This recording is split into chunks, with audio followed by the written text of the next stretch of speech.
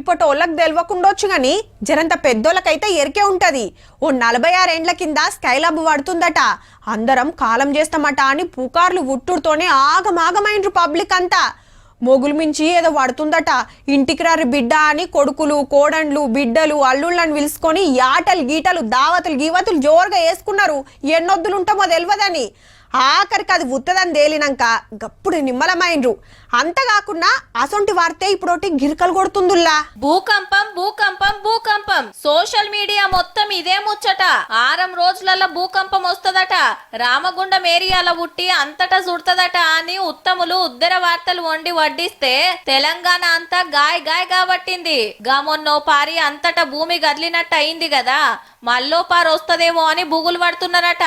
నియమేనా అని సైంటిస్టులను అడిగితే ఉత్తర దిక్కున ఉన్న రాష్ట్రాల కంటే మనం చాలా సేఫ్ జోన్ లో ఉన్నామని చెప్పుకోవచ్చు. మన దిక్కు వచ్చే ఛాన్సే లేదు, చాలా తక్కువ. గోదావరి చుట్టుముట్టు ఏరియాలలో వస్తే రావచ్చు గాని పలానా టైంలా పలానా ఏరియాల పక్క భూకంపం వస్తుందని ఎవ్వలం చెప్పలేమంటున్నాడు సారు.